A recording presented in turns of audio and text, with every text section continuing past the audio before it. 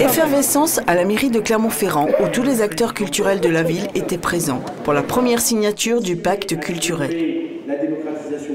Cette signature intervient alors que de nombreuses collectivités locales ont choisi de diminuer leur budget culturel pour faire des économies face à la baisse des dotations de l'État. Je crois que déjà le choix politique qui doit être fait, c'est de ne pas sacrifier la culture lorsque l'on a des difficultés pour boucler les budgets. Je sais que c'est difficile, c'est le choix qu'a fait le gouvernement, c'est-à-dire que nous continuons à avoir cette politique responsable en matière de finances publiques et à travailler pour réduire les déficits et la dette, mais néanmoins dans ce contexte difficile, nous avons décidé de conserver constant le budget de la culture. Et donc les collectivités qui font le même choix, alors même que c'est difficile, eh bien moi j'avais, en tant que ministre de la Culture et de la Communication, j'avais dit dès le mois de décembre que j'étais désireuse de les accompagner dans cet effort et donc de garantir que l'État serait présent aux côtés de ces collectivités dans les 3 prochaines années.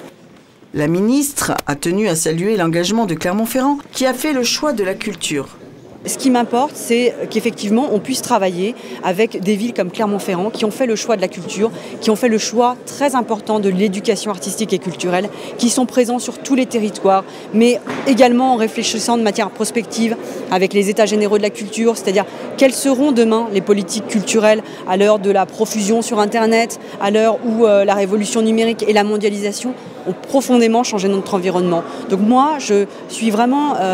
très fortement au soutien des collectivités qui, sous l'impulsion de leur maire comme Olivier Bianchi a souhaité le faire ici à Clermont-Ferrand, favorisent à la fois une culture exigeante, les festivals du cours, le festival Carnet de voyage, mais également une approche au plus près des territoires et qui prennent en compte ce que sont aujourd'hui les nouveaux besoins, les nouveaux usages des jeunes, qui ne sont pas les mêmes qu'il y a 20 ou 25 ans. Donc je crois qu'ici, à Clermont-Ferrand,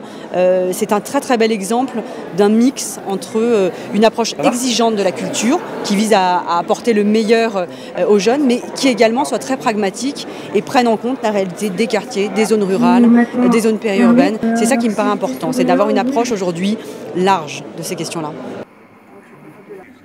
Le maintien d'une politique culturelle forte permettra, grâce à ce pacte, de s'engager autour de valeurs communes et d'une stabilité des budgets consacrés à la culture sur les 3 prochaines années.